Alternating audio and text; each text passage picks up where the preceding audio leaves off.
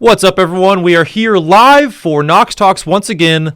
My name is GoopyKnoopy. I'm joined here today by Ari and the NoxFather, Chad Ford. Thank you guys both for joining me today on NOXTalks. Great to have you both here. Hello. Thanks. Thanks for having us, good sir. Of course, of course. An exciting time. Yes, it is. So today on the show, we're going to be returning to kind of an old NOXTalks favorite. We're going to be playing a little TFT. Which we haven't done in some time, it feels like. So really excited to play that. We're going to do that. We're going to talk a little bit about what's going on at Equinox. We're going to break down. We're going to give you guys a little bit of a look into some of those of us on stream, our origin stories, kind of how we got into esports. That should be fun to kind of learn some of the background of how we all arrived here today at Equinox.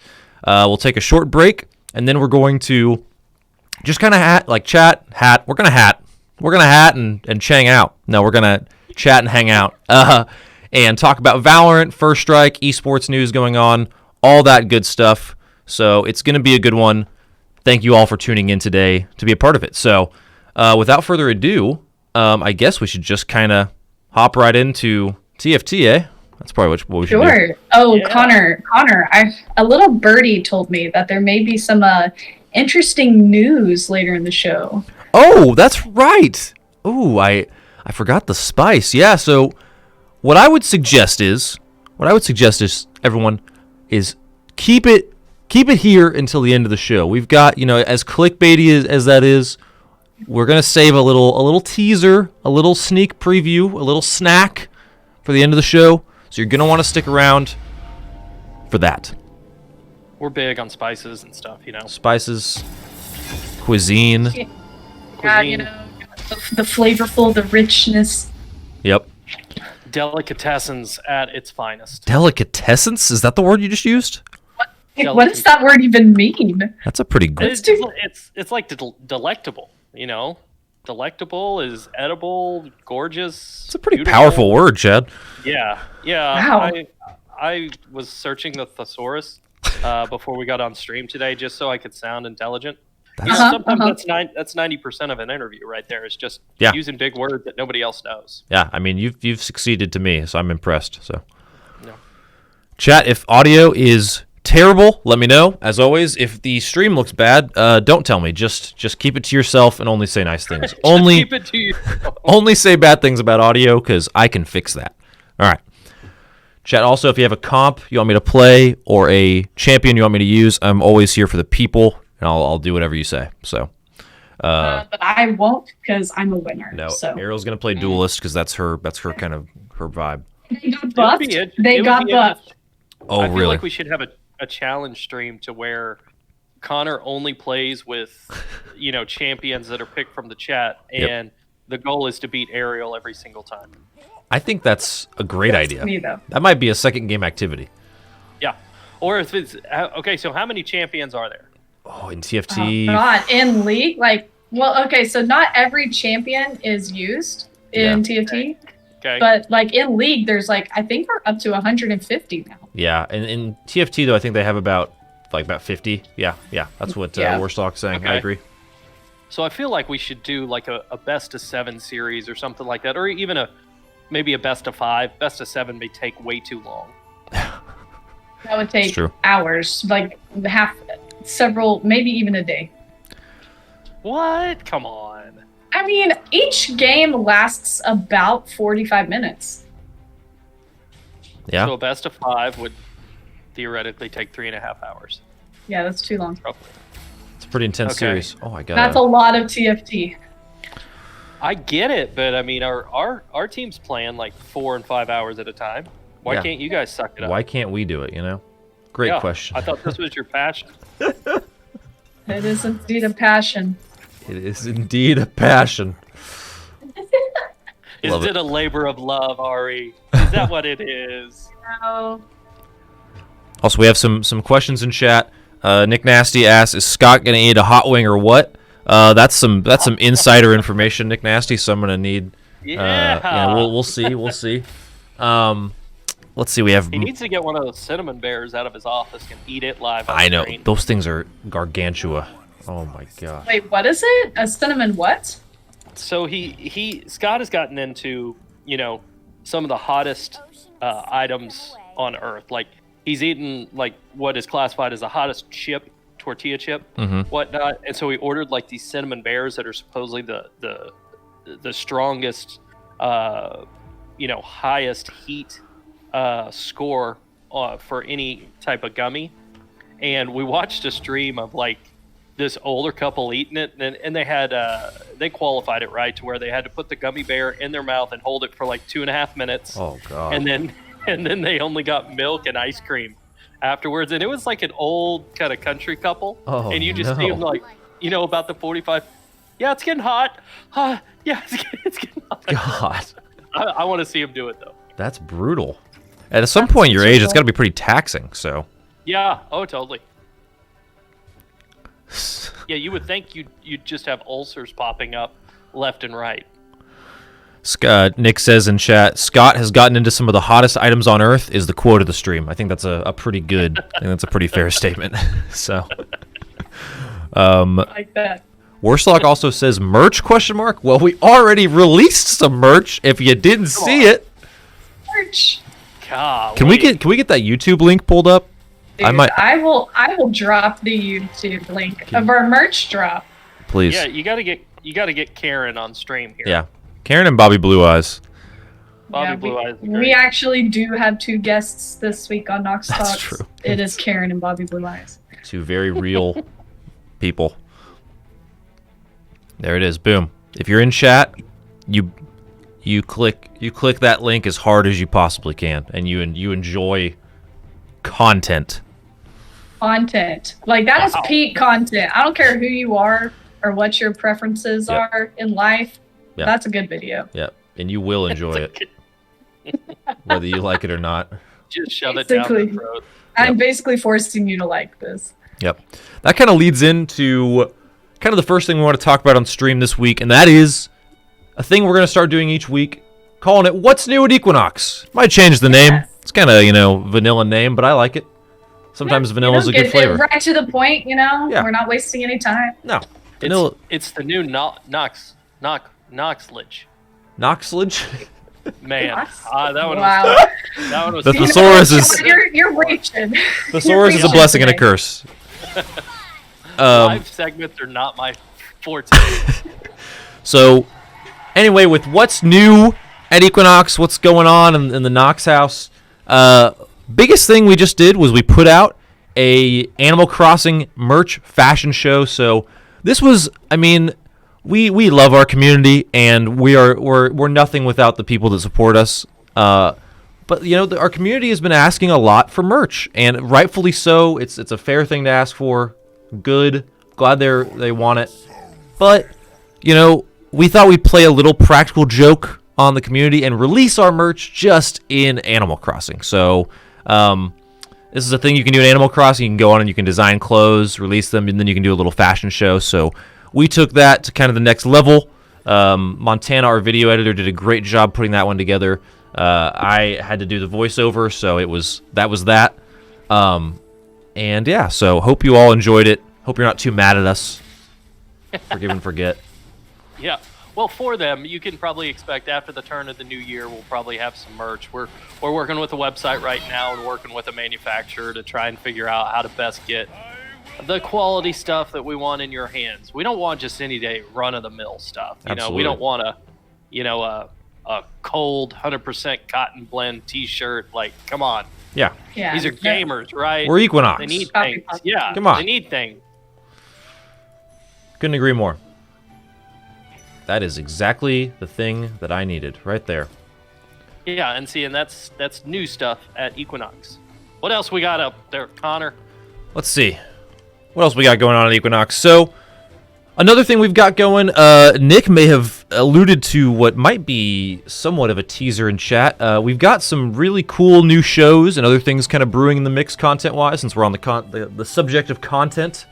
So, all I have to say is stay tuned in the next few weeks for some spicy, delicious, good, hard-hitting content. That's all I got. That's all I can say there. Yeah. Gotta avoid I feel leaks. like it's gonna have a ton of heat. It's right? gonna be hot, dude. Spicy. I can't even fathom what is it? What's like the scale for spiciness? Like the Scoville level? Is that what it is? Could be. I forget what it is. For some reason that sounds like a temperature reading thing, Yeah. but I don't know what it's for. I don't know if it's just for hot sauce. I would imagine it's that. universal. Who knows? Does someone in the chat know what is the scale? That is the question of the day. It's the question of the Oh day. yeah. Oh, it is a thing. It's the Scoville level, what's right? it Or something called? like that. Oh. Maybe yeah, not. Yeah. That seems at least I feel close like to someone right. in the chat. Yeah. Yeah, the Scoville scale. Scoville scale, yeah. Yeah. It's for peppers. Everybody. Yep. Thanks, chat. Thanks for the backup. Thought I was going crazy there for a Chat, second. you guys are so smart. We have the smartest fans. We do. Okay. So I'm currently playing a little bit of an econ game, chat, and it's not going so good. In last place, Ariel is above me, which is just the worst thing possible. Oh yeah, that's got to be killer. Yeah, it's not a good Playing an feeling. econ game. I'm chilling. How much money do you have? 21 gold. 21. Okay, I have 34, so I mean, Oh, okay. we're talking about econ. I mean, gotta have money to play econ. Anyway, let's see what else. What's your strategy, Connor, on like an econ game? Is that, hey, I'm gonna dive for the first 5 or 6 rounds, games, whatever the case may be, and collect econ to build up levels that I can buy stuff? Yeah, that's a good question. I think so. Something you have to accept when you play TFT is that inevitably you're going to lose a couple rounds, most likely. So Data currently at the top has not lost a round. He's got 100 health. So he's playing a comp that is strong early. He also has 20 gold though, so he's in a really good all-around position.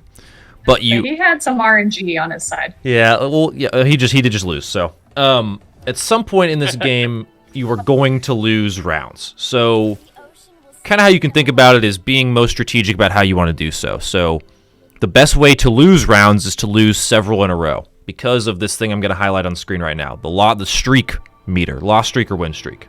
So, I have just achieved a 5 loss streak. No shame in it because now I get 3 extra gold per round. A huge part of this game is the gold economy aspect of it. You use it to buy units, use it to level up. Gold is what essentially will help you to survive in the late game. So, you take less damage from losing fights in the early game. It allows you to kind of slow play and see what units pop up so you can build your strategy slowly. So, there's a lot of good reasons to play with econ, but yeah, that's kind of my take. The other, the kind of flip side way of thinking about it is you can do the same thing, but try and accelerate the early game, win a lot early, lose in the mid game, and then kind of go from there. So it's kind of however you want to play it. Well, that's good to know because I was always trying to figure it out. You're absolutely right. Like I would win some in the, I'd probably go 50-50 in the first games. Sure. And I'd notice whenever I got, whenever you get beat, it was only like, 4 or 5 off your health. But as those later rounds came out, all of a sudden it was like 12 and 15 and it can 17. Takes its toll late game. Yeah. I got achieved a 5 loss streak kappa in chat. Thanks, Nick. Appreciate that. Appreciate that support. Thank you, friend. Nick. God. He's a good friend. What a good friend. What a great friend. Let's see. I just won my first game though, which is kind of bad because I just hit the 5 loss streak. So that's You screwed it. You screwed the pooch. now I have an important decision to make. Do I keep tanking or do I finally try and turn the corner, spend some money, and try and go on a win streak? So are you playing more reactionary right now than what you would play, like, being aggressive or having you see what the game gives you and then Yes. you're going to go after it? Okay. Absolutely. Just kind of wait and see what you get. Exactly what you said, what the game gives you, and kind of take what you get. I got a Ariel, I always say this name wrong. I got a Vigar early game. Vigar, not a Vigar. A Vigar. Not a vinegar. Vigar. A Vigar. I got a Vigar early game, decided to take that into an Elderwood mage comp, because Vigar gets stronger as the game goes on, so if you get him first round or second round, he has the potential to scale really, really, really well, so that was the whole mindset there. Vigar is pretty strong, but I have some damn good Callista items. You do. You're probably... If I hit him, probably yeah. not. So I had to hit Callista there, and I did, so... You opened the ETB yet? I might need a acronym check The there. pack, right? Oh, the Pokemon pack I got? Is that what it is? Pack. The Elite Trainer box. I'm dumb. I have not. I can't decide how I want to open it. I was talking about this on Twitter earlier. I went to Target and I bought a box of Pokemon cards for the first time in I think literally 15 years. And it was such a good feeling. I don't know why. I just it made me almost get emotional at Target. It's a fun hobby thing. Yeah. All the hobbies are coming back around. Yeah, and I might ask you to talk a little bit more about this in a second, Chad. We talked about cards a little bit on here, but I mean, Pokemon cards were such a core part of my youth, trading them on the playground. Literally, it was so classic. Really loved it. So it's always going to be a nostalgic thing for me. But you make a good point, Chad, that hobbies are coming back, and I personally credit a lot of this to the rise of sports cards in general for when you talk about Pokemon cards. But what have you seen in the sports card world that, one, shows you that it's a good thing to get involved with, that it is high value and just fun, and how do you think that applies to Pokemon cards as well? Well, one thing everybody has to realize is everybody's sitting out here and they're looking at the price of Pokemon cards, Yu-Gi-Oh cards, Magic cards, sports cards, whatever the case may be, and what you're seeing is a situation to where the young people are coming back into the hobby. If you look at your typical gamer on average is about 36, probably makes $75,000 to $125,000 a year, so they've got a little bit of money. They're usually single, as it is the more active ones, and so they've got money to spend. And what are they going to want to spend money on? And that's usually these hobby situations, because what the generations are showing us outside of the boomers is that they value experiences and all that good stuff. And so ripping a pack of cards, like you said, it was emotional for you, of course. It's a fun thing to do. And couple that with the fact of they've gotten smart about a lot of these cards, and they're making limited edition runs, or they're making them in shorter values to where they're more rare.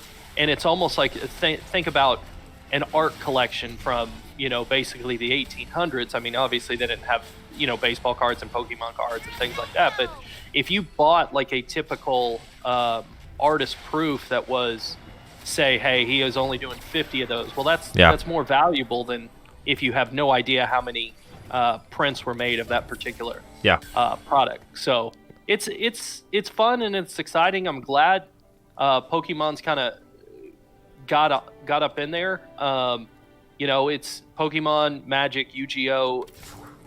They're just they continue to kind of rise in price, and we'll see where it goes. It's at the end of the day, it's fun and it's something people can do for money, and it's created this whole economy for another generation. I totally agree. I wonder if there's anything else like that's gonna kind of rise up. So if you think of other things kind of similar to this in history, I guess you could talk about maybe action figures. Say Funko Pop. Yeah. I think action figures have had their time. You think more along the lines of 40-year-old virgin, and you would get there and see, that you'd have a Boba Fett that hasn't been taken out of the box in a Star Wars collectible. And I think people are going more to the cards in that aspect. But I do think there's other stuff that will become more and more valuable as time ages on. But I think you have to look for things that are a particular hobby for kids, and it's more of an experience driven thing, because they don't always want to put their money in stocks. That's actually a great point, because I think that's a core of a lot of what this is people want to make money. I think this generation, I'm not trying to assume too much about millennials and Gen Z, but I think our generations really like to find innovative ways to self-start, make money on our own, kind of innovate outside of a normal career. And I think that, when you think about buying Pokemon cards and flipping them, you get the nostalgia of buying a pack of Pokemon cards, you get to open it, it's really fun, and then you also get to make a profit off doing it, which is really cool. And it's exciting, and you think about a situation of, look, I'm not trying to get too political by any means, Sure. but you've got a situation to where you've got those generations are sitting there, they're in college debt, they've been told how to do things their whole way by quote unquote the greatest generation and boomers and all that good stuff. Yeah. Well, they've seen record level debts. They're seeing that people can't even live without their college debt. Have a respectable job, get a nice apartment, get a nice house, whatever the case may be. And that generation is always fueled like buy stocks. Yeah. Well, stock valuations right now are so high that what they want to buy, well, you can buy a share of Amazon. Well, that's $3,300 or whatever the case may be. Yeah. And it's almost impossible for them. It's just another thing to where they can't. And that's why Robinhood took took great flight, basically, where you could buy a slice of a share of stock. But I also think that idea that the boomers and the greatest generation have always told us, like, do X, do Y, and you're seeing a rebellion in that. And that's why you're seeing a lot of the political divide pop up in this country. And so I think, you're going to have stuff to where they're not always going to do what I would call, hey, the right thing, and I'm going to save 15% towards retirement or whatnot. I'm going to do what's fun. I'm going to take that trip. I'm going to value that experience. Yep. I might have less in the bank account, so let's figure out other creative ways of let me find something I like to do, which is open Pokemon cards, open basketball cards, open stuff like that. Totally. And see if I can turn a profit doing it. Yeah. I completely agree, and I have personally had that exact experience. Like, I completely connect with that idea. So, because I'm so much the same way in the way I think about finances. Not that I don't want to leave anything if I were to have kids or something, but I definitely do kind of want to just live life or however you want to phrase it. So yeah, I completely agree with that. Yeah, nobody wants to sit there and say, hey, your life will be better in 15 years if you just do this, and this. It's like, nobody wants to wait for that. They're instant impact. And sure, like I said, if they've got $5,000 in the bank account, you know what? Obviously, you're not going to Cabo right now with COVID, but they want to go backpack through Europe. They want to go hike the Himalayas. They want to go to Cabo for a week and just chill out. And they want to take their laptop and they want to be social media stars. They want to be YouTube stars. And there's nothing wrong with that. It's just, if they can make money doing it, great. Yep. If they can't, it is what it is. Yeah, completely agree. All right, so back to the game really quickly here. So whenever we last talked, I was just coming off of a horrible loss streak, and since decided to spend and try and go on a win streak, and have been able to be semi-successful. Haven't won just a ton of games in a row, and I'm still working on exactly what kind of comp I'm going to end up with. You can kind of see on the left. I need to see if I'm going to push for 6 Elderwood or not. It's tough. Have done Spirit in the meantime. Might do Mystic in the meantime as well. We'll just kind of see. But, yeah, so that's... Well, hopefully this will work to illustrate that the way we're thinking about the game is right. I think Ariel is in this exact same boat as I am, right? So she econ'd early. She's now spent... She's about to spend even more. She's got 50 gold still. So, whereas I went ahead and went to level 8, she's still at 7, so... A little bit different approach, but same general philosophy of how to play. You're seeing. Yeah, basically once, I have a lot of health, so I can sacrifice, continue to econ. And maybe if I was below 50, I would probably roll to 8 right now and try to start getting my Lee Sin or my Yone or finish out my duelist comp, basically. Yeah. My Kalista's so strong, but I don't have a front line, so that's an issue. I really need a Shin. I just had a really close match against Data. I don't know if you guys saw that on stream. That was really close. Holy cow. Who won? I ended up getting it, but it was okay. It was as close as they come. So how long did it take you guys to learn the different champions? Obviously, you're still learning every single day and every time you play, but just to get a baseline knowledge of, you know what, that's a good foundation for how I need to learn and how do I need to play the game. I don't know if I can speak for Ariel, but for me, this was this TFT when it first came out was my first exposure to League of Legends in any capacity, and so I didn't know anything about the champions. I didn't know any of their names, what they looked like, what they did. And so I had a pretty tough learning curve starting out, where I would say to start to really like instinctively be able to see a champion and know what they do, know who they are, it probably took, almost 6 months to a year of playing fairly consistently, which is tough. Yeah. And I think, I think that's the one thing League's going to have, problems with, not necessarily moving forward. I mean, obviously they're you're huge, like number one esport. It's just, I think I would say Americans' attention span is not what it is overseas, and so it's hard to get those new players, right? Yes. Mm-hmm. So League's actually grown steadily every year, but the biggest thing is like bringing in new spectators to the esport, because it is it's a huge learning curve. Yeah, totally. It's really hard to like relate League to anything else, or MOBAs in general, just because it's like there's so much going on, and there's so much micro and macro things you have to take into consideration. So definitely not the most spectator friendly, unlike FPS. Like super easy to get into and follow. Totally. Makes a lot of sense. Yep. Yeah, I mean, that's going to be the biggest growth driver for esports over the next 10 years is, can they make it more spectator friendly and with everything they're doing? Right. Can they educate the audience in a as they go fairly quick way that people understand it? Yeah. League, it's going to be really hard, but maybe. I think it'll get easier, because I think that one thing that's going to change in the next 10 years is, the next generation is going to be a lot more technologically educated than even I was or any of us were growing up. So it's going to watch an esports event is not going to feel as foreign to them, because maybe they didn't grow up going to as many sporting events. Maybe just these other parts of life were different. Whereas like, the first time I went to an Overwatch League match, it was shocking, because it was video games in an arena, which like blew my mind.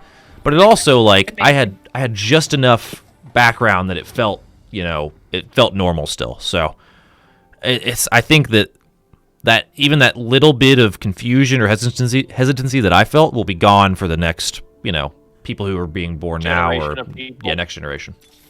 That's the hope. I mean, I tend to agree with you, just in the fact of even my kids, like them watching an iPad at a young age, like, they're getting more introduced to it, right? And that's great. They're going to be playing a PS5 by the time they're 4 years old, or whatever the case may be, and their friends are going to do that too. To where we grew up with 8-bit, 16-bit, whether it was Atari, Super Nintendo, and we didn't have those extremely thought out games, just for a fact of we couldn't, because we were limited by the scope of what the machine could do. But now machines are just, they're so powerful. It's insane.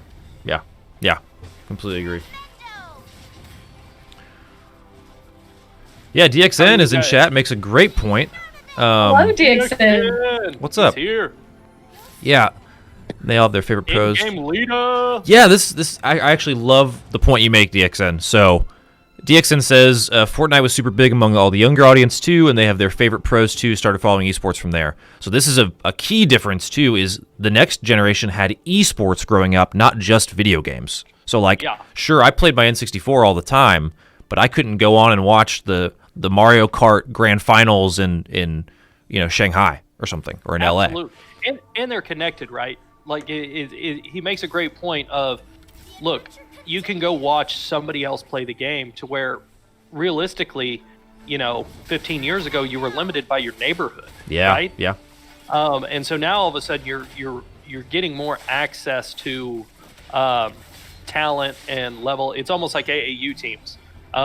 You talk about basketball as a reference, and you sit there and go, you're limited by probably about 60, anything within 60 miles, right? Yeah.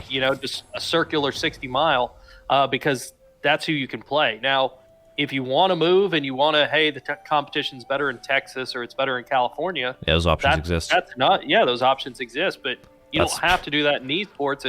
It's a fiber optic connection away. Yeah. It's a great point. Yeah, I think that, and I think Fortnite is for this generation what Pokemon may have been for me. I think it's just a cultural phenomenon that is going to change it's going to be a foundational core thing for all these kids that grew up playing it that will expand. It'll extend. Fortnite's not going anywhere. I hope no one at home thinks that. It's not a game of 2018 or something like that. It is going to continue to be a cultural, iconic game. So, I would call it the gateway game, right, to first-person shooters. Yeah. It's one of those that your parents are going to let you play it because it's cartoony and all that good stuff. There's no blood, and it's pretty simplistic.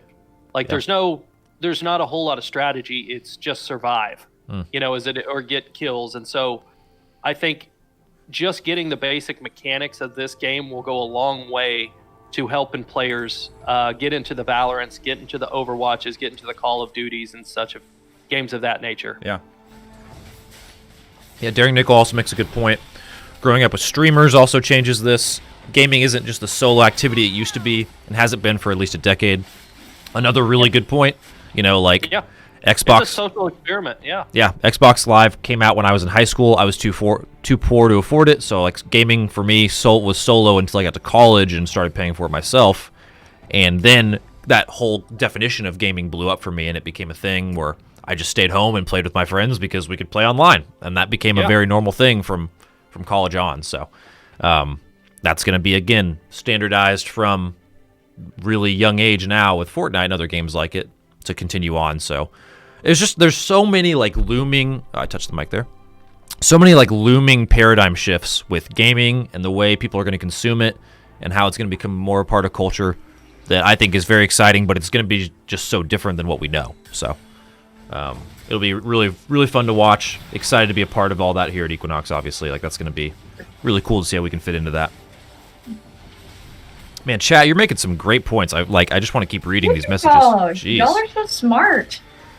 So, Backwards says, just in general, gaming is a lot cheaper to get into playing. I mean, mobile gaming is a huge part of that. You don't need to spend hundreds to thousands just to be able to play in a league. You can play a lot more affordable keyboards, mice, over sports gear. Another great point. I mean, DXN just said new consoles $400. That's, not horrible, but it could be a lot worse. And let's be honest, that price hasn't really changed. Yeah. If you look at a dynamic where you look at a gallon of milk or a barrel of oil or a bushel of corn or whatnot, if you compare that from 1989 with when the Super Nintendo came out, I think the Super Nintendo was $200, and everybody thought that was outrageous at the time. Yep. It's barely doubled, and if you would even run it on a 3% inflation rate over these last 30 years, a console should be, in the $2,000-$3,000 range. Excuse me, but technology, it grows at such a fast pace that it's made it affordable. Yeah. Yep. Sorry, throwing some items on here. Yeah. Yeah. I mean, this is just it's fascinating to get to all this. This is really good. Yeah. I think that. I think it's going to be interesting to see how, gaming has already bled over into other entertainment industries as well. You look at, I think I saw yesterday, Leeds United, which is a European soccer team, is partnering with Ninjas in Pajamas, which is a esports org in Europe. I think I saw that. I think it's Leeds. Chat, correct me if I'm wrong. Could just be dumb here. But that is a thing. You have David Beckham starting Guild Esports, also in Europe. You have tons of athletes in the U.S. like Juju, Smith-Schuster. You could go on and on and on, especially with NBA players and stuff. DXN says AOC even getting into gaming. It's bleeding over into every single part of the world you could think, and that's because we all really love it. At our core, we all love getting on and playing a game. It's just been tabooed and pushed to the shadows for so long that it's been kind of hard to talk about or embrace. But I think that time's kind of over of it being this hidden weird thing. So, and I completely agree with you, and I think that's why you're seeing the rise of the hobby situations, whether it's action figures, Pokemon cards. We've just been beat in our heads for so long that the right thing to do is go get an accounting job and take 15% and you put it towards retirement. You put 10% away for a rainy day, and you spend, basically a fourth of your paycheck each time and no more than that. So it's a very interesting concept to where, you are having, quote unquote, this rebellion that's going on. And I think you'll continue to see the rise of gaming hobbies in particular. Yeah, I totally agree. All right, quick checkup on the TFT game. Ariel is hanging on by a thread. I did just get a chosen set though, so hopefully that helps. Oh, that's actually huge. That's really good. I don't know. That's really good, actually. That is big time for Ariel. Zach just beat me. Data, he's very good at this game, and he beat me, and so I think it's gonna be my problem. It did change the game for me. Did I kill Zach? I killed Zach. Oh, really? Heck yes, brothers. That's good for me. Set. Wow. That's good for me. I needed that to happen. Ariel sounds angry. No, I was stressed, but now I'm no longer stressed. What do I mean? We got to get rid of this PP person in the game because they're the only thing standing in our way. They're only random. A private lobby. Man, this is tough for me. All I hear from you guys is, "Oh, this is so tough. This is so tough." It is. Come on, guys. This is tough. It's tough. Come on, conquer. Get your mind right. Just conquer. Yeah. I mean, Connor, you're a gold 3. I mean, yeah, you're right. This isn't tough. Yeah. This is easy. Easy. This is Bush League. I mean, you guys are probably playing guys that are silvers right now. It's probably a decent spread because we also have Data in here who's diamond. Worstlock is diamond, so we have probably like a silver to diamond spread. Okay. Yeah, I think I'm not, again, I don't want to okay, I'll be careful how I phrase this. So I think if I were to really just go for it and sit and play, this guy ruined me. I'm gonna get crushed here, by the way. If I were to sit and play this game for a long time, I think this is the game that I could be a pro player in. I think this is the one game that I think if I were to truly apply myself, I think this is the thing that it would have to be. Because I can't do... I want you guys to just give it to Connor. Oh my god. Give it to him. It's definitely not Pokemon cards, because I don't know how to play that game. God, you do not know how to play Pokemon cards. Alright, I deserve whatever I get for saying that. But reason why is because I played Pokemon competitively in high school and was pretty good at that. And this has a lot of the same notes for me. It's always kind of felt like it's a similar deal, so... I mean, all I hear, DXN, is Connor saying he can take your job. Oh my god. That's all I'm hearing. Oh my god. Okay. A stream video where I reteach Connor VGC 2021. That'd be hilarious. Oh my god. This is tough. I deserve whatever I get in chat. I'm also about to get knocked out right after this happens, so. Yep. I invited all this in. This is 1,000,000% my own fault. So. I'm so good. This is totally fair. Just lost. Oh no. Yeah. This is weird. Connor's losing. Strange. Crazy. Oh, Ariel's out though. Shoot, I just noticed. Yeah, the stupid PP face. He was so strong.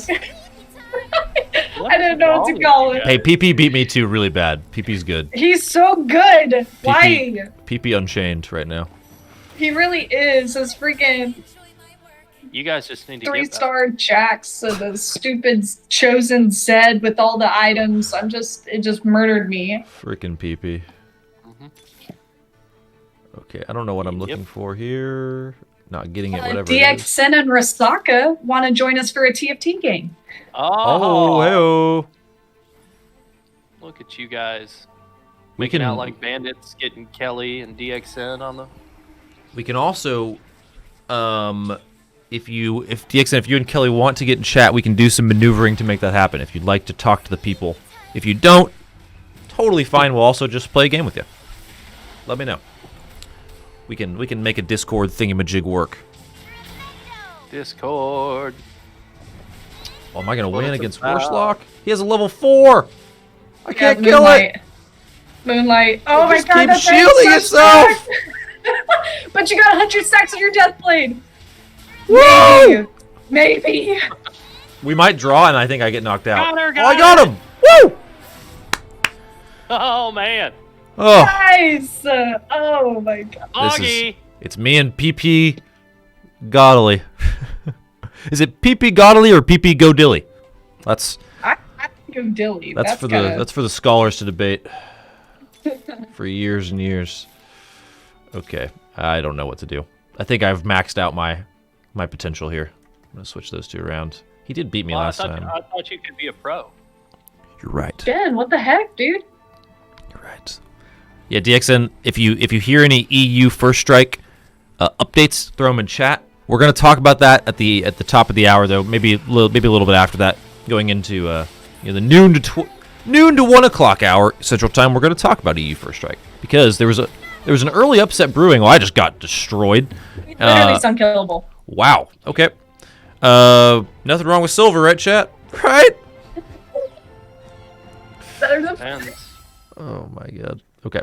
So we're gonna hit play again, and we're gonna invite DXN and Kelly. I have to wait for the party owner to begin matchmaking. Boom. Ah! Get me. Whoa.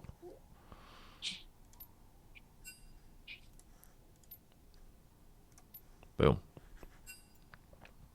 Wow. Master and Diamond. And then little old me Yeah. over here, gold 4. Gold 4. Hey, I'm gold 3, so I'm not much better. Wowzer. Who's master? That would be Zen. DXN. He is very, Oh, very man. good at this game. We might have a dual pro on our hands. We do. I guarantee you, he heard what you said in the chat, and he was like, "I'm coming after this." Literally Yeah, laughing at me. Yeah. Yeah. Yeah, DXN former rank 4 in the game. Former Wow. rank 3. Oh my gosh, look at this. We have talented players. Talented. On our hands here. Talented. Honored. TFT players. So is it you four playing together? Us, and then as well we have a Private couple lobby. other local Okay. guests. Oh man. Ariel's friend Zach, and I forget Worslock's first name. I'm so sorry. Cam. That's of course. Yeah. I blew it. Okay. Are we ready to go? Yeah, if you guys are ready. Do it. We'll take a little bit of a late break. Yes, today. we will. So for those joining in chat, saw a few more viewers pour in. This is NOXTalks. This is our weekly show from here at Equinox, where we kind of give you a glimpse inside to what's going on here at the facility, different things that we're doing. It's super fun. We usually take the first hour to play a game, discuss what's going on behind the scenes. Like I said, what's kind of happening around Equinox, kind of catch you guys up. We then take usually a break around noon, somewhere on there, and then the second half of the show, we'll usually take a look at maybe Valorant-specific things. We'll look at First Strike. We look at tournament brackets, key matchups, and just kind of other things happening in esports. So that way, if you were to tune in, you could catch up a little bit on what's going on in the esports world, a little bit about Equinox, watch some games, laugh, have some very intelligent discussions like we had earlier. Yeah, that was poggers. I I appreciated that. I did as well. Thought it was good. That was good talk. Chat, you're great.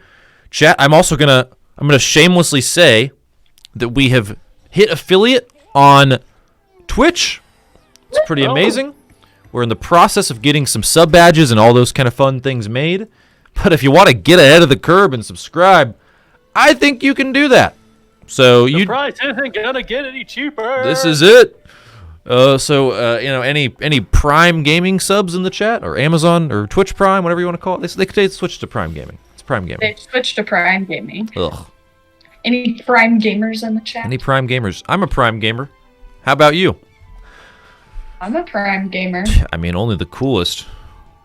And there it is, backwards. Thank you. Thank you for the sub. Thank you for that Prime gamer. First Prime gamer. Man. You're pretty amazing. Nox Prime, one would say. Wow. You are Nox. What is Optimus Prime? Noximus Prime. Noximus Noximus Prime. That's a good one. You are a founder. Raging Styles, thank you for the Prime. Styles, thanks, man. Look at you. Yo, look at that guy. Look at that guy. Just so you guys know, Styles, who just subbed, might even have a hand in making our little sub badges. So you're pandering to the king right now. So there you go. To the king. I guess I go Diana. We have an advantage. Daring Hail to the Nickel. king. No. Thank you for the tier 1. We've got a hype train incoming. Oh my gosh. God, Look at that. Train. You have a limited time to earn exclusive emotes. Hype train. Thank you, Daring Nickel, for that. You guys are amazing. Chat, thank you. Thank you for this. You guys are so great. Thanks. It's a tear to me. To me, You I. guys are making everybody's day. That's what the chat's all about. That's it. The experience, the feel good. DXN, if you're in chat, oh, you're in this game. I don't want to ask you for advice. It's kind of biased, strange. I was going to ask you what items to put on my Diana. So. It's a normie. It's a normie. He can help. Yeah, DXN. I could do a Morello's or I could do a Warmogs on my Diana. Which do you think is better? Or do I wait? You wait. I probably My wait. opinion. But I get antsy. Yeah, you definitely wait. None of those. Fair. Probably wait. Fair enough. Sad. So sad. So sad. The chat's being tough today. Yeah. Anya. Seriously. I like it. But I like it. Let Connor have it. That's he fair. He said he could be a pro That's true. at TFT, so I invited he this in. welcomed it. Yeah. It's true. You bit off a little bit more than you can chew. It's true. It's true. All I know is I'm building this Diana and I'm playing Assassins this game no matter what. So, even if it's bad. No matter what. So you have given out your strategy to the entire... That's it. Everyone knows. Counter me. Yeah, you're... I dare you all to try. Every one of your competitors knows your strategy. It's true. It's It's got to okay. be a good thing. That's not... I'm going to be honest. It's not. That's got to be good, right? Yeah. Guys, the hype train I has like the confidence. has just under 3 minutes left, by the way, the hype train on Twitch. We're at a level 1 on the hype train. Hype. It's hype. It's pretty hypers right now. But yeah, seriously, thanks you guys for the subs and everything, for the follows, for being here, for participating in chat. Honestly, can't thank you enough. We love you. This is big time. It's big time. This is big time. You're helping dreams come true. You are. Helping dreams become memes. Yeah. Dreams become memes? I love it.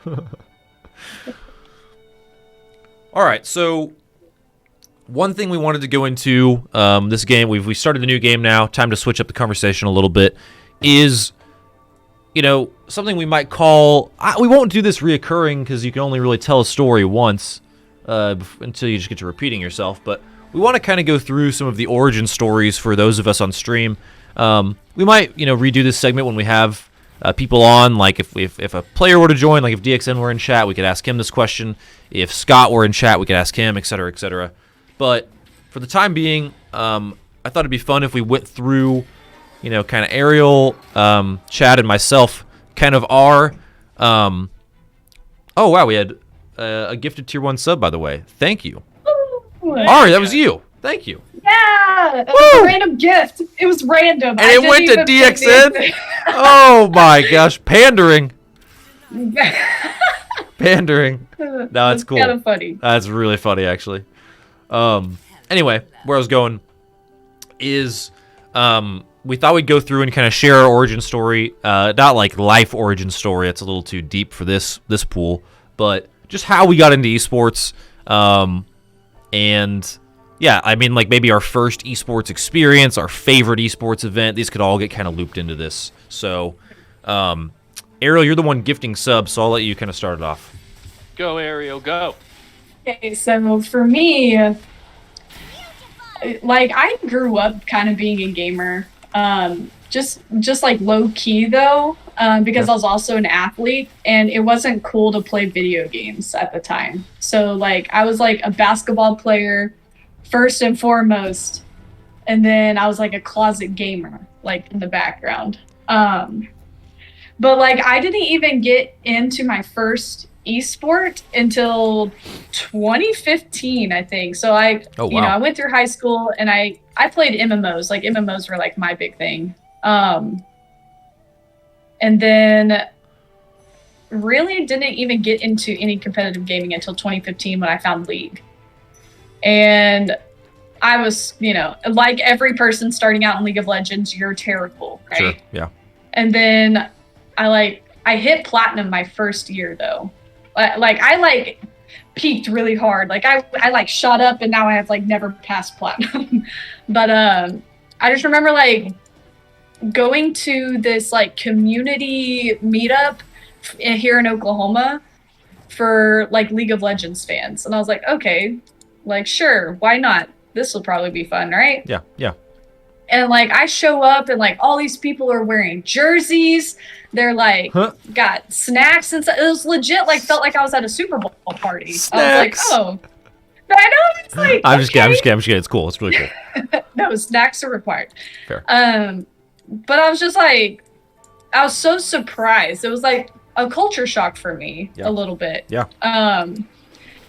To realize how weirdly similar all of it was.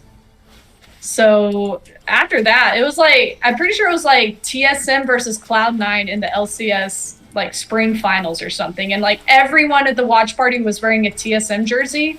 So I was all right, I'm rooting for Cloud9 because literally no one's rooting for them. And then they won. So I was all right, I guess I'm an esports fan now. Gotcha. That's funny. And then from there on out, I just got really involved in the Oklahoma League of Legends community and kind of inserted myself there. Got to know everybody, became a moderator of the group, of the Facebook group. And basically it just kept going from there. It's okay, now I'm a mod. Okay, now I'm hosting events. Okay, now my friend and I, we're going to start this Get Wrecked thing and we're going to host league tournaments in the state. Okay, now it's regional. Okay, now I'm traveling across the country going to these esports things. It was just this crazy snowball effect over the past 5 years. And now here I am being a marketing director for an esports org, living the dream. Yeah, no doubt. And it's cool for you. That's a cool story because it's cool that it started with community almost, right? A lot of people's esports experience is very removed from their local area or, people IRL in general, you know what I mean? So that's cool. It's indeed pretty cool. What about you, Connor? How'd you get into it? I got into it without knowing that I was in it. I think is a way I usually like to say it. So I got into esports technically. Also, I gifted a sub and I gave it to Chris. So, neighbor, I expect you to give me back a sub somehow. Just kidding, Chris. Which is hilarious. So I got into esports in 2010 when a group of friends and we played Pokemon a lot, the video game, and we were like, we really like playing this. We got into the deeper parts of playing Pokemon, kind of more strategy. It's called EV and IV training for those at home. Got into that and just kind of finally decided, my friends were way more into it than me, kind of decided, hey, we should go try and compete. And so we drove to Dallas to go to the regional tournament there. There are a bunch of regional tournaments that qualify you for nationals. So we get there, we're competing, and there's probably close to 1,000 people there. And they just basically, you all get in a line. I think the first 600 get into the bracket, and you just play games, at your little table with your games plugged in or whatever. And so my friends all had kind of done what was the meta. They had played a lot and they knew what was good. I hadn't played as much, and so I was trying to think just logically about the game and innovate, and I had no idea what a meta even was. So I had a very weird comp. No one really knew how to play against it, and all my friends got knocked out in the first or second round, and I actually went all the way to top 8, and I lost in that match. So I guess that'd be the quarterfinals. Got interviewed by a YouTuber. There's this Pokemon figure named Maryland. that like watched one of my games over my shoulder and like pulled me aside afterwards and talked to me. He's like, "Where did you think to play like that?" And I was like, "I don't know, man." And it was like a really cool, surreal experience. Also, fun fact, side note on the story, we dressed up as Team Rocket, and I was Giovanni, who is the leader of Team Rocket, and he's bald. So I like went bald for this and wore a full suit with an Air Jordan headband, like Ray-Ban aviators, and like any piece of cheap jewelry I could find. So I looked like I don't know, like a mob boss or a pimp or something. It was wild. So that was the vibe. It was like a bunch of kids in their cargo shorts and t-shirts, and then this weird bald dude with horrible acne in a suit. So that was the scene. There's pictures of it on Facebook that I'd prefer to just stay there, but they are on the internet. I can't imagine you bald, Connor. I mean, you got a great head of lettuce. You do have good hair. It was disgusting. I'll say that. I have some moles on my head that you don't know about those things till it happens, and it was, or until you're forced to. Yeah, it was jarring. As in mine. But yeah, so that was my first experience. Wasn't able to go to nationals just due to financial restrictions, but like the whole experience of qualifying was amazing. The whole experience in general was really, really fun. So look back on it with good memories. But then from there was a long break of just going to school, different things. Was broke as heck in college and had to sell my DS and all my Pokemon, so that was unfortunate. So I kind of considered that retiring. And yes, Austin, I'm referring to the time where I had my initials shaved on the side. This was a dark time. And but then from there got a lightning bolt too. I should have done a lightning bolt. No, I did where my initials were the only thing that was hair. The rest was bald. Okay. So it was off. It was bad. Oh, you did the inverse. Yeah, I did the inverse. It's challenging the norms. It would be very, very difficult for someone. Yeah. It was also when I had first met my now wife, and I think she just about gave up on me in that period of my life. So, which is fair. Okay, DXN wrecked me. Yeah, that's okay. Dominating. I can't judge. I'm the guy that dresses up as Stone Cold to go to WrestleMania, so it's not something that I sit there and can pass judgment on you for. It's fair. I just can't imagine you bald. Me, I'm already bald, so it doesn't change. You're not bald. I'm like, I could be bald very easily. This is That's fair. This is peach fuzz on the top of my head. This is not a great head of lettuce. That's fair. You got the ultimate widow's peak, and then you got the little bald spot going on. If I grow my hair out, I'll look 20 years older. I love, Chad, that you always use head of lettuce when you talk about hair. I don't think I've ever heard anyone else use it, and I've only heard you ever refer to hair as lettuce, which I think is hilarious. Well, it just looks beautiful. It's a pretty good way to describe it, honestly. Okay, I need to put that unit in for brawlers. I need to start equipping items. I don't even know what I'm doing. Nothing's clicking for me. I just have a bunch of random crap. That's tough. I don't know what to do. I got freaking forced into duelists again. I'm telling you, it's a bait every time, even though they got buffed. It's a bait. It is a bait. Is it a bait? Like, is it a bait from the game, or is it a bait because you guys let your strategy out and every one of your opponents is on stream? It's a bait from the game for sure. Ariel just has played a comp for a lot of time in this set, and she likes to play it a lot. Like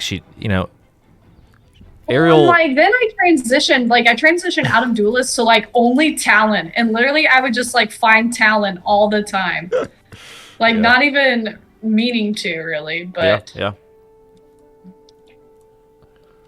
Okay, let's see. I've got to do something. We'll do this.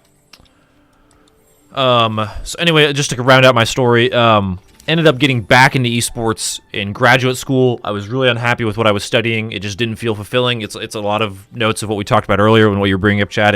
I was trying to fit myself in a box and get 2 master's degrees because that's what kind of the world told me I should do. To do. Yep. Yeah. And started blogging and doing something I liked. Kind of took to it. Got brought on for an internship. Got hired on for a full-time job, and was having success writing in esports. And so my esports career started with writing and content creation and media. kind of that side of it. But transitioning now to kind of the org side of things, the other side of the curtain has been really, really fun, and I think is where I want to kind of keep working. So that's how I kind of got started. But Chad, what is your esports origin story? Man, it was a lot like we were talking about back in the day. Like, when I was growing up, when I was, 12, 13 years old, you didn't get together over voice chat. AOL was just coming up. That dates me. However, it was AOL Messenger was out there. Yeah, I used AIM. Oh man, with you. But anyway, like, kids didn't have cell phones yet, so you still had landlines at houses and whatnot. And it usually ended up you would go over to the most populated neighborhood that you could find. I lived out in the country at that time, and literally, like, I had like 4 neighbors, whatnot. We lived out on like 10, 20 acres, probably a lot like how Ariel kind of grew up as well. And so you would have to have your parents drop you off, 10, 15 miles away at like the nearest neighborhood. And basically it's just kids at that point. It's just all competing as it is, whether it's a 2-on-2 basketball tournament, you're doing a, 5-on-5 yard football game, it's a baseball game. Well, when the lights go out, all of a sudden you're going back inside. And we would stay up, and when I was 7, it was Tecmo Super Bowl, which is still one of my favorite loves on the original Nintendo and Super NES. And then when they started coming out, that was the thing. We loved technology because we were country kids, and it was like, oh my gosh, this is the greatest thing ever. The coolest. And you'd get into, all of a sudden, someone would have enough money to get a Dreamcast, or we could go to our local Blockbuster and we could rent a Nintendo 64 for a night. This was honestly pre-PlayStation at that point, but we would get together and we'd do like Tony Hawk Pro Skater, like not necessarily little tournaments whatsoever, but we're still competing, trying to get the highest scores. And all that good stuff. And I was much like Ariel. I was an athlete at that time, and you were always pigeonholed into a situation where you said, "Oh, video games are bad," or you shouldn't have that much screen time, which, science has kind of proven now that's kind of BS. I look at it now, and if parents ever talk to me and they're like, "Well, do you want your kid to have that much screen time?" And I'm like, "Look, I'm CEO, president of a couple different companies. You know how many hours I spend behind a screen all day? It's that's what your 8 or 9 hours are. Yes. You're whether it's emails or it's fact finding missions, data, whatnot. You're looking at spreadsheets. You're looking at Word docs. And for me, I'd wanted to get into esports. When it was growing, probably in that 2016 timeframe. It was just never the right time. Couldn't figure out like how to get in it, where I got in it, how to make a difference. Obviously you could go, and if you wanted to crowdfund for, call it TSM, or crowdfund for 100 Thieves or something like that. You could throw some money at them. But it just wasn't my thing. And it was more about, there was no local, really a local scene going outside of what the colleges were doing here. And that's when I was just like, we'll just do it ourselves. And so we've obviously we got the performance center. We've now got the Valorant team, looking to kind of grow that and really invest in those guys to see if we can take it to a championship level.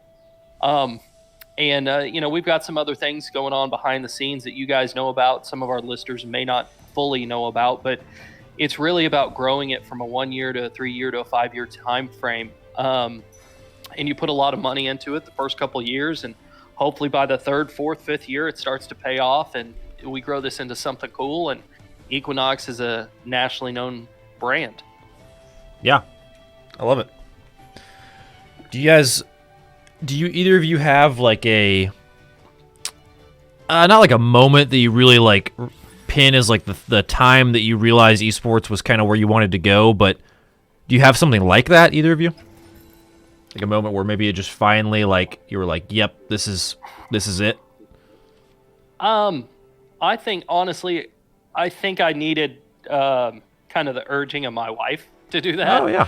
We were sitting at a bar on a date night and having a couple drinks, talking about what we were going to do, where we were going, and my time in another industry was coming to an end. We were wrapping up selling a company, and I just had made the decision I don't want to do that anymore, because it was such like I was put in a box, and I grew up in a sense that it was always about your success defines you. So it was like I went to Oklahoma City University, played basketball.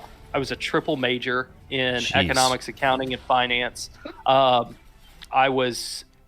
been named the quote unquote I had gotten an internship with Senator Jim Inhofe, and he is the longest serving senator, for those of you that don't know who he is, and he's the old crusty guy from Oklahoma that is staunchly conservative. Staunchly. Yeah. But anyway, I'd gotten an internship, so I was set to go to Washington, D.C. that summer and do it, and there was a time that I just sat there and go, nope, I don't want to do it. And I ended up finishing the semester, kindly rejecting the internship, and I spent mostly that summer and the next year and a half basically bartending and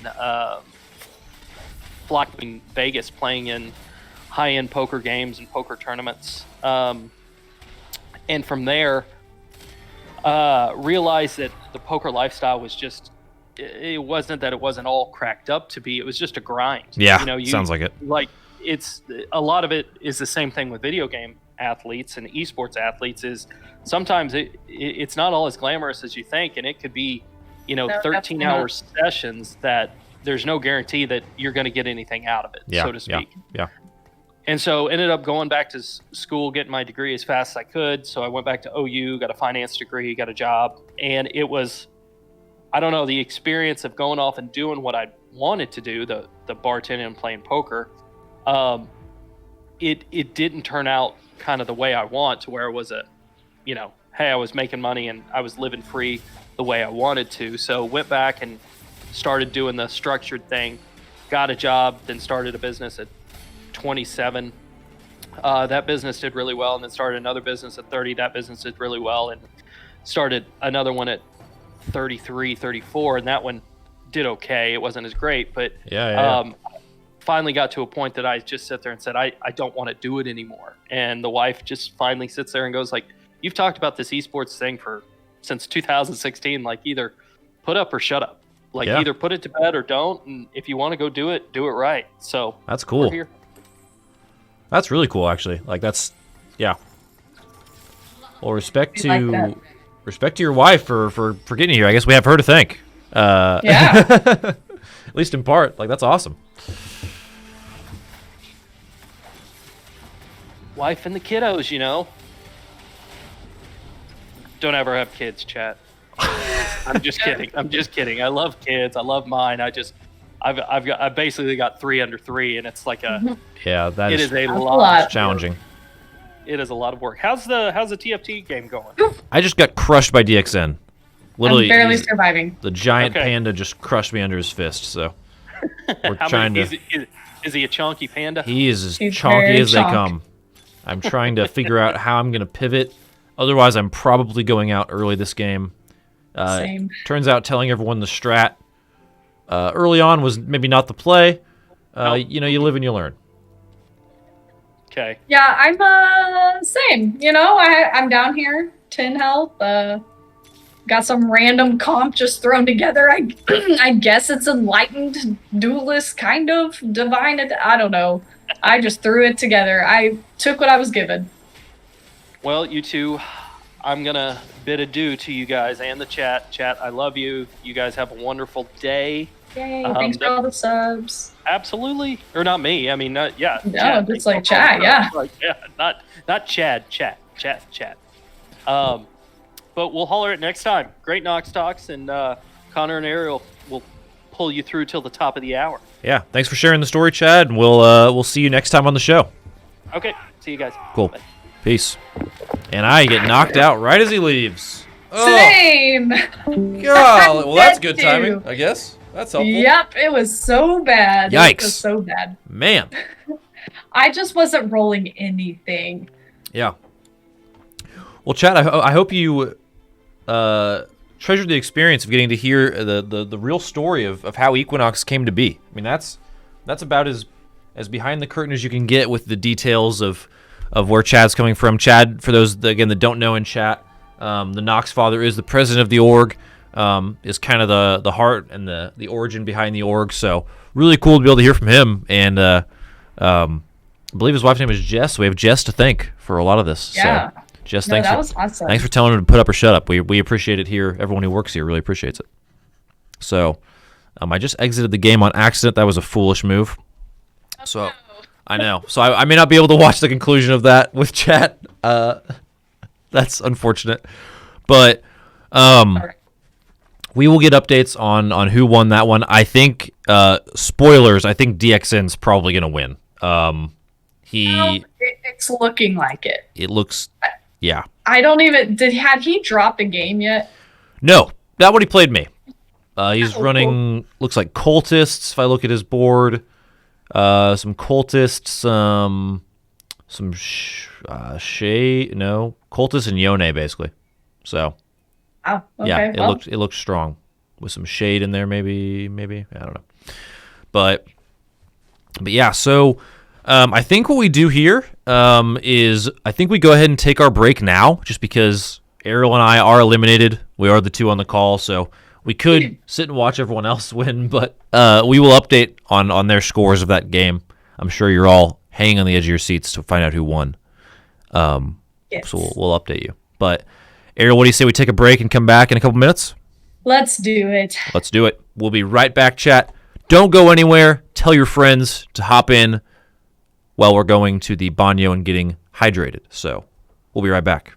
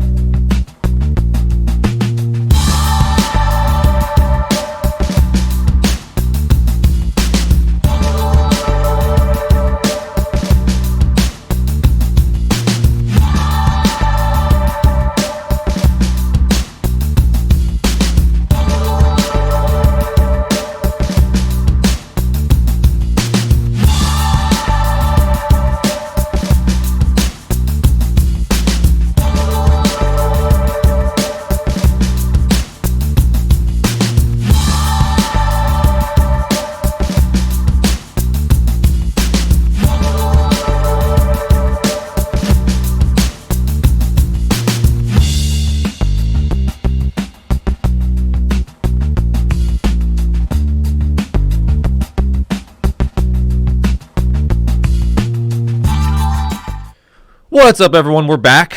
We got hydrated. Hello. It's just me and Ariel now. Just the lonely two of us. So sad, but we're here. Just the two of us. Agua. We can make it if We we try. try. That was really good. You're a beautiful singer. I'm showing a little sticker I have on my cup that is Team Fish Taco. And Hey, shouts, Team Fish Taco. shouts to y'all. If you know, you know. If you don't, cool. you don't. True. And if you don't know, maybe you don't need to know. Who knows? You don't need to know. Oh, sure. Nah, it's cool. All right, so we played games for the first bit. If you're just joining us, this is NOXTalks, our weekly show from the Equinox Esports Performance Center here in Oklahoma City. Usually different members of the staff are on each week. We just kind of talk about what's going on with Equinox. Super cool. That's kind of what we do in the first half. Today we had a really good chat. If you scroll through chat and you're joining, we had a really great conversation just about video games, the impact of gaming and esports on culture, how that's going to change in the next few years. A lot of really great thoughts shared. Talked a little bit about our origin stories in esports, how mine began with baldness, Ariel's began with community, and Chad's basically began with his wife telling him to put up or shut up. So really fun stories. This VOD will get uploaded to YouTube, so if you miss any of it, watch it there.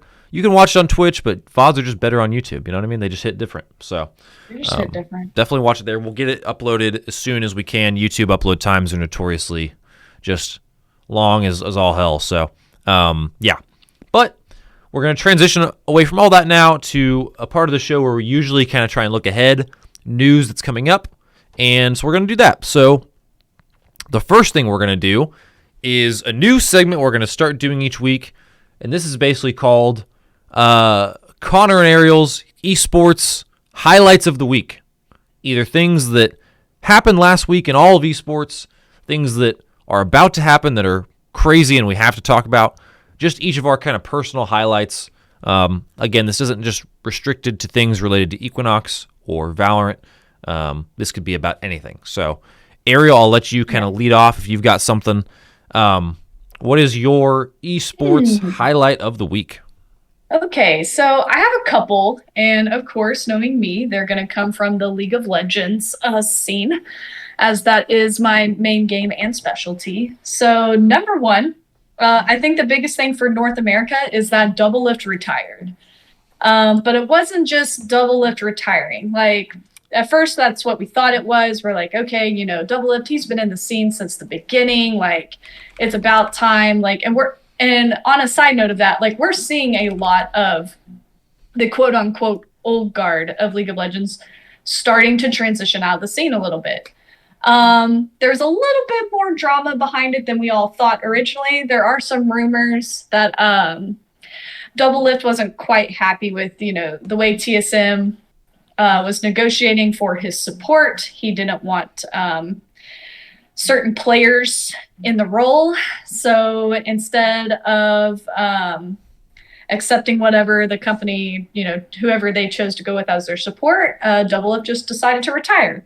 Now, again, this isn't fully confirmed. This is a little bit of like the rumor mill in the underground League of Legends community. But just knowing Doublelift's personality probably was true. But then the interesting point was that TSM picked up Sword Art. He's like a world-class support. So it's like, okay, what's really going on? Because I don't feel like Doublelift wouldn't have played with that player. So I don't know. Maybe it was just this time. Maybe there's more going on. Hard to say. But with that, moving over to Golden Glue. So Golden Glue, if you guys know him, Grayson Gilmer, Texas boy, he has really struggled with his time in the LCS. Not really finding huge consistent success, bouncing around from team to team, just couldn't really find his fit. So this year he announced that he was actually going to become the coach for 100 Thieves Academy.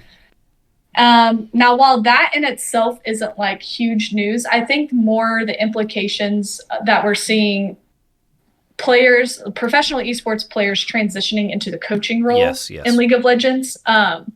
Because I think the mindset of like the common esports fan and even probably, professional players, and if DXN's still in the chat, like let me know if I'm wrong, but like you hit a certain age and people say you're washed, like just automatically. It's like, oh, you're 26, oh, you're bad. Like there's no way this guy's still good, or like he's washed up, or he passed his prime, blah blah blah, which is really young for a career, like basically you get to play video games for like 5 to 7 years and then you're expected to leave kind of thing. So it's kind of nice to see this, like, that they still have a clear path forward. Like players can retire and become coaches, they can retire and become analysts, they can become color commentators and personalities on podcasts or analyst desk type shows. I just thought that was like a really cool. I'll add to this too. I think a lot of times, so this is a very common thing in sports, right? You'll have former players transitioning to coaches, and a lot of times those are the best coaches. Players want to play for those coaches because they can relate, they know what it's like, and they're going to be player minded first. For sure. The kind of counterexample of that is like, if you have a statistician, I'm saying that word very wrong, someone who does statistics, if they step into a coaching role, they're going to be minded a lot differently in terms of motivation, those kinds of things. So when we look at esports, I think we're going to see this happen more and more as esports gets older and older, because you're going to have... Yeah, definitely over the past couple of years, too. That it's happened more and more. Like, we saw Bjergsen transitioning to TSN head coach. Like, that's wild. That's actually the most wild thing that's happened so far is like, wait, this world-class mid laner is now, like, your head coach of your tier 1 main team kind of thing. Almost a little bit unproven in that regard. I mean, sure, like Bjergsen's been the in-game leader since, 2012 for TSM, and he has plenty of experience on his side.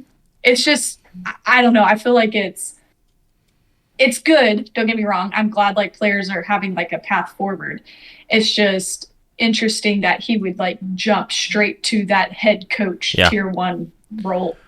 Yeah, I agree. I think that is a big jump. I think the move with Golden Glue makes a lot more sense. I think it also speaks to Golden Glue and Bjergsen's tenure, though, too. There's no way Golden Glue gets the head coaching job for a LCS team, but Bjergsen, you can maybe swing it, For sure. And I'm excited to see how he does. Like, if TSM, comes out swinging and they're winning, like spring finals, which, well, NALCS, we're not doing that anymore. Doing one full league for the whole year, so we'll see how that goes too. I'm just interested to see that.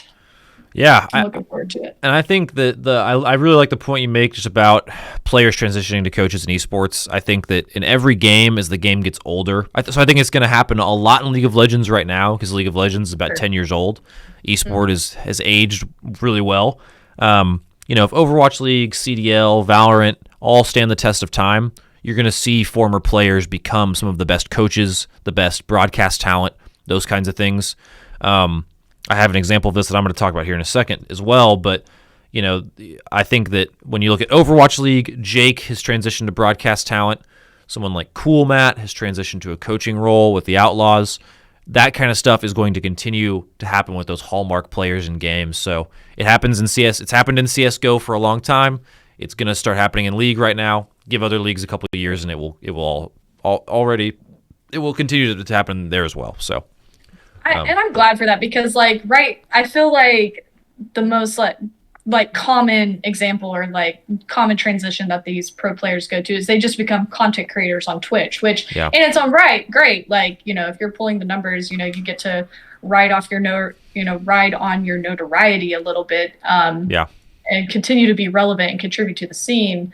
It's just nice to see this like finally branch off into like, okay, like this is a new path, like new career path for them, new chapter in their life.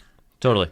And it's good for another reason, in that it extends the lifespan of an esports athlete. So one of the worst things, that's the biggest thing. Yeah, one of the worst things is that pro players can become pro as young as 16 or 18. But they're usually, like you said, considered washed, too old, their mechanics slow down. Psychologically, I understand why this happens, because your brain, you kind of peak at 18 in your capacity to learn. But like, the typical esports player is done by 22 to 25, probably, I would guesstimate. And so for that player to just be done at that point and be expected to just move into another sector is really tough. So if we can keep those former pros involved in the ecosystem, casting, coaching, managing, player agents, anything, it's a win for the scene, and it's a win for the entire ecosystem. Because if we're being honest, it's going to be hard for, to convince parents their son or daughter should go try and become a pro Valorant player if that's going to all end by the time they would end college. So right, yeah, it's a job security thing too. It's like, like solidifying your stability somewhere. So definitely, it's exciting to see. Yeah, I completely agree. Love the point. So my kind of esports highlight of the week. I don't have the VOD pulled up for it, but I'm just gonna talk about it here on the screen. But before I get to that, actually, Nick, great point. Yeah, happens in chess. Younger players more fit for the constant grinding setting. Older players are easier to burn out. Yeah, and I think it's going to be true for a lot of sectors in life. I mean, like, there's just so much fervor and so much, like, I don't know, just like, I think your skill cap is higher when you're younger, and your growth chart is steeper when you're younger. And I think that's going to apply to a lot of competitions. Same thing in athletics too. Like, you're past your prime in the NBA when you're in your mid 30s. So, or maybe even younger, unless you're LeBron James and you're a genetic god. But that's exception. Anyway, all that to say, my esports highlight of the week is the First Strike preview show that happened yesterday. So for those that have been following Valorant, First Strike is the first tournament that is produced and run by Riot. It is happening right now. The European games are going on. You can see, you actually can't see because of the corner screen because my camera's there. But right now, Liquid and Team Heretics are in a best of 3. They're tied 1-1. You can go put this in your other monitor. Support this. Yeah. It's a great series. So I'm going to get to actual First Strike in a second. But the pre-show was really cool. So it was still on Nerd Street's Twitch channel, but Riot definitely had things to do with the setup of it. You had people like Jacob Wolf on it. You had Rivington from League of Legends. I believe, I thought that was cool. Yeah. Wasn't Dash on there too? James Patterson? Dash, I don't know if he's on that, but he is hosting something for the actual, like, he's a part of the actual broadcast team for First Strike. I don't know if he was on the pre-show, though. He may have been. Yeah, he was on the pre-show, but he is going to be on the broadcast desk, which I'm in love with him. So. And yeah, he's a man crush of mine for sure. Him and Puckett for sure. So, but like, one thing to go to our point earlier is Hiko was on it, as well as I think Android from Anbox, maybe. I might be wrong on him, but I know Hiko was. And Hiko is someone who has been a pro for just about every big org out there. He was a pro CS player for a long time, now pro Valorant player for 100 Thieves. And he is someone who has definitely got a future in content creation. He's obviously a very popular streamer. For sure. But it was cool to see the pre-show because, one, it made me very driven to make Equinox a part of things like that in the future. So driven. Like, watching it, I almost was just pissed off the whole time because we weren't on the screen. So it made me really fired up to do all I can to get us there in the future. But it was also just cool because we're finally starting to see what Riot pouring into Valorant is going to look like. Another thing that we're going to see, heck, I might even just pull up the stream on my other screen. We'll see.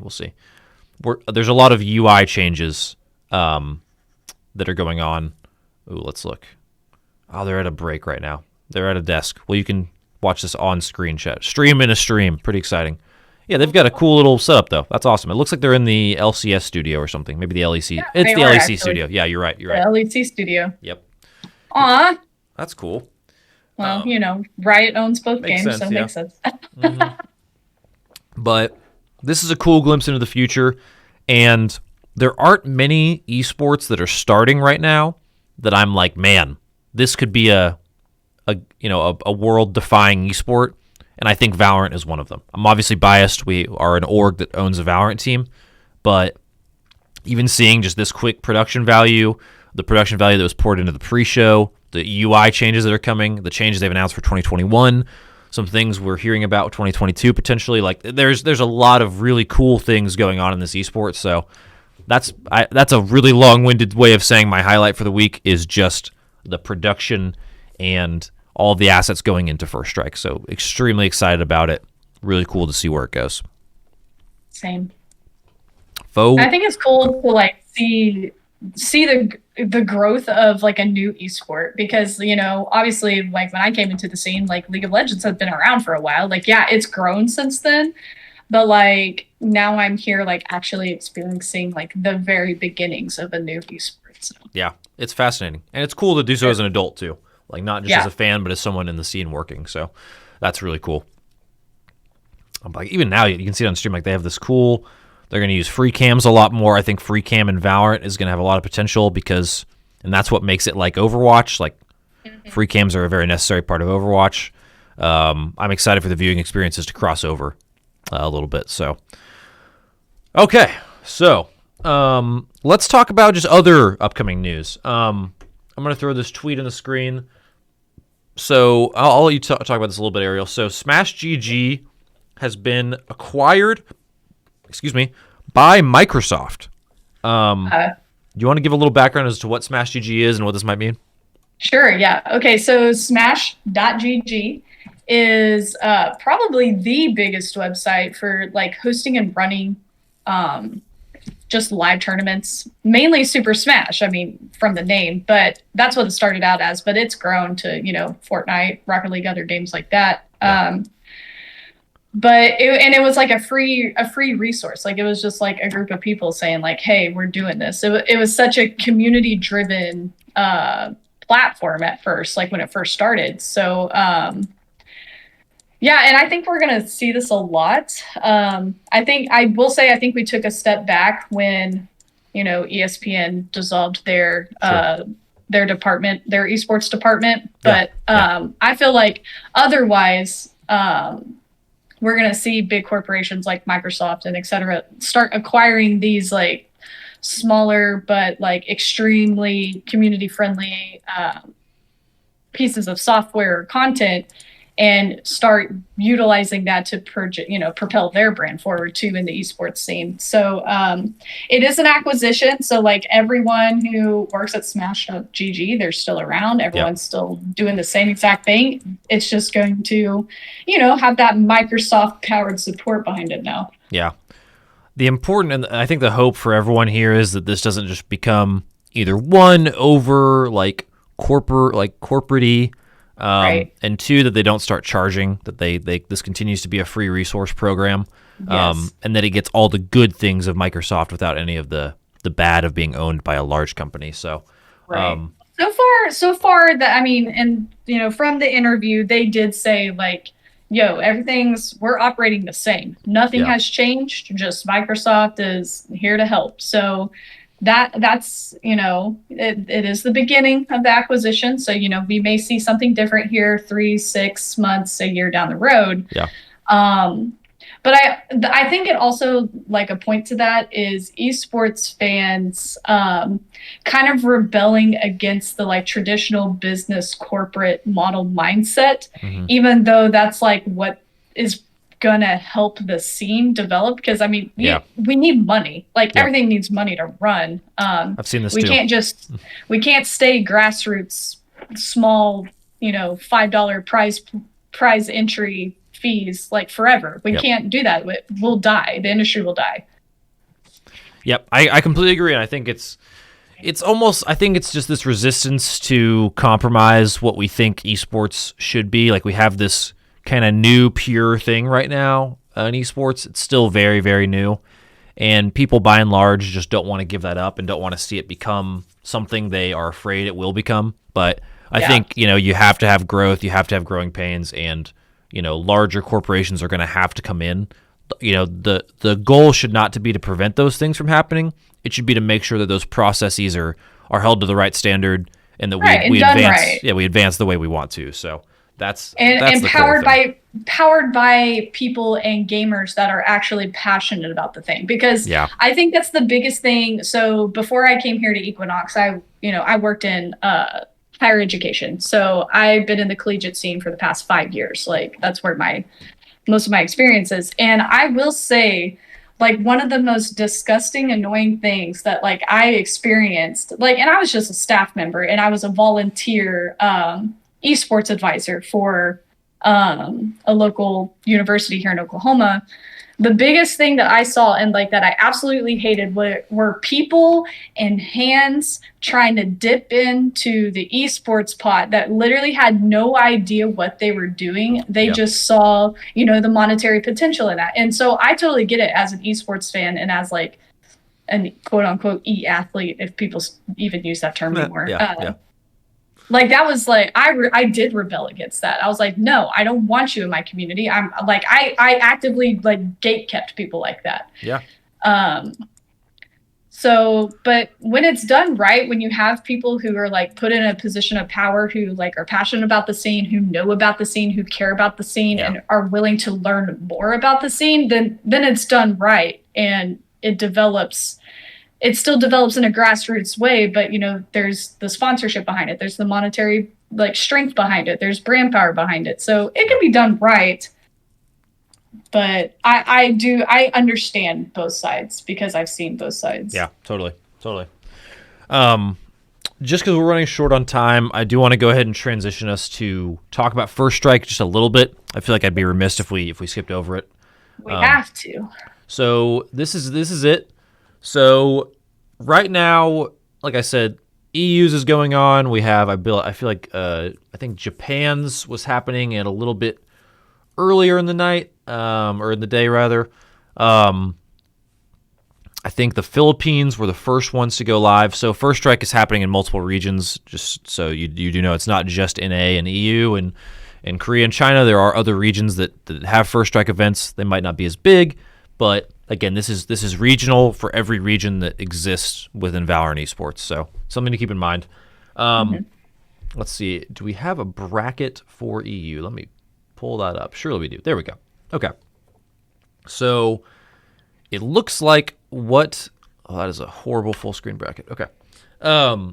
It looks like the way this is going to work is it is 8 teams, just pretty standard seeded bracket.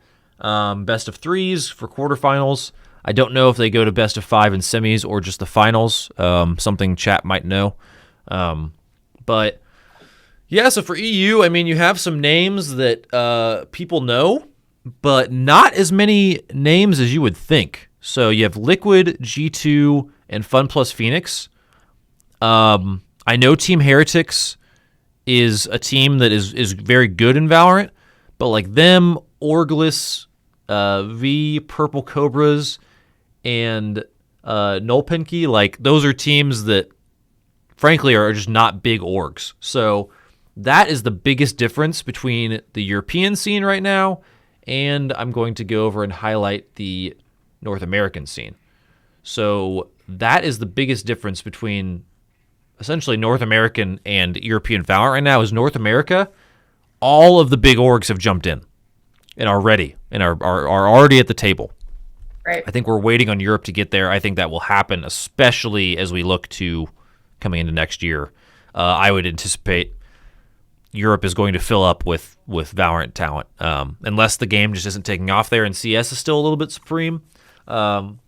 That'll, still we have to wait and see on that. It's definitely popular in North America though, and people are investing. So when you look at the North American bracket, it's a little different. Go ahead though. Sorry. No. Like, Counter-Strike is massive in Europe. Like, it is like the game. So, but you'd think like with it being so large, like there's got to be a lot of like displaced players. So yeah, I feel like Valorant's an easy transition. I think it's more just definitely waiting for the orgs to kind of start organizing that on their time as well. Because I mean, you do have like a lot of these free agent teams over in Europe, but would like to see some big names so we can have some North American EU rivalry like we do in League and like shit talk each other literally just year round.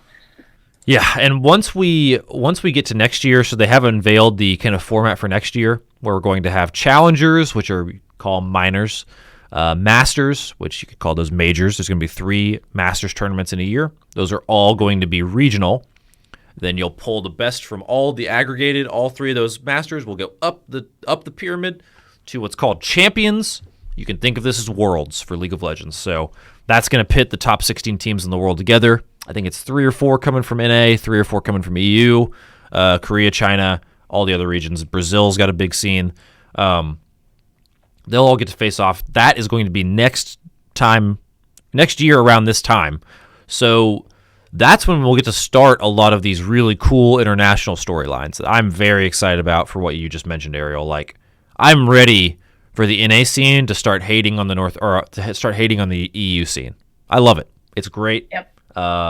Always makes for fun storylines. So I'm very excited to see that. But for the time being, this is the First Strike playoff bracket. So how we got here, by the way, a bunch of closed qualifiers this past year have left us with these 8 teams. We unfortunately just missed out on this. We lost. We were in both closed qualifiers that happened, and we just kind of fell short in both, just by a pretty narrow margin. We lost some incredibly close games to Cloud9, twice actually, Genji, Luminosity, and some other teams as well. So, but we still want to support this event. This is a really cool event for the esport as a whole. I'm going to watch every NA game very closely. I still encourage everyone to. And the bracket is going to be very competitive, I think. I'm really excited with the teams that made it, even if we're not one of them. I think we have a really good batch of teams here. Excuse me. I have immense respect for a lot of these players, so very excited to see. Ariel, I'm not putting you on the spot here, so if you don't have one, don't worry about it. Do you have a prediction for who's going to walk away as the NA First Strike champion? Oh, goodness. No worries if not. You know, I feel like it would make sense for T1 to pull through. So I would say, like, I'll just go through the bracket. I say Envy over Immortals, TSM over Renegades, T1 over 100 Thieves, and then Sentinels over FaZe Clan. And then I think T1 takes it over Sentinels. Wow.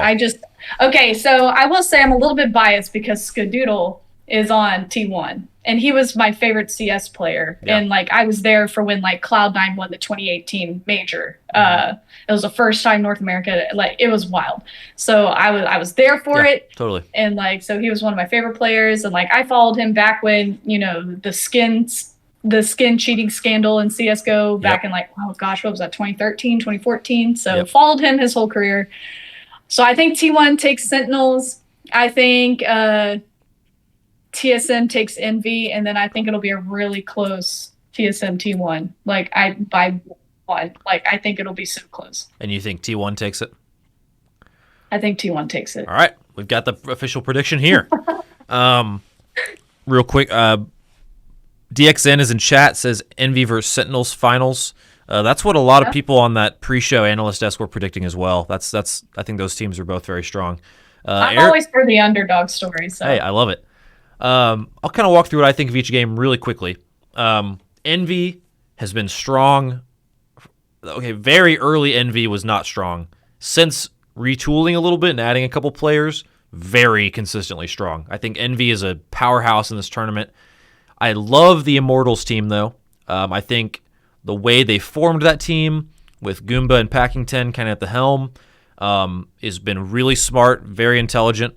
I think that they probably have some of the most savvy scouting in all of North America, and I think we're going to see Immortals get better and better. I don't know that we see them. I don't know that we see them beat Envy, so I'm going to take Envy in that matchup. But Immortals is still a great team, so I take Envy there. Renegades TSM. Renegades a little bit like Envy. I think was a little slow to get going, but have made some changes and are now very good. I just think TSM is hard to pick against. Wardell and company are just very, very good at the game. Very good. So I think TSM has never really looked super disheveled. I think they always play clean.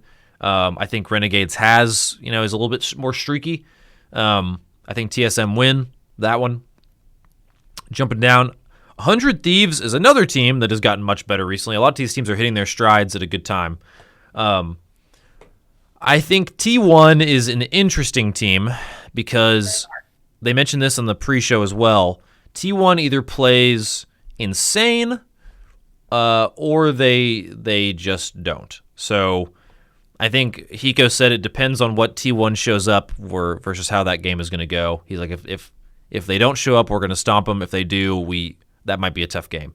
So I tend to lean on consistency. So I'm actually going to pick against your champion first round, Ariel. Take 100 Thieves over T1. Makes sense. It'll be a close game.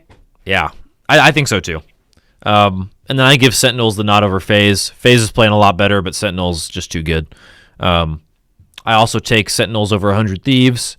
I think Envy TSM might be one of the closest games of the entire tournament. If that matchup happens, I think it's insane how close it is. I'll play devil's advocate though and take TSM versus Sentinels in the finals. That's just a final that I want to see. Just for there's some salt between those teams. So, and I think Sentinels take it though. I think Sentinels is very strong. You can't. We don't want no. Sentinels has been number one like all year. We got to take them down. Someone's got to take them down. I think TSM is one of the teams that could do it. I think Envy could do it.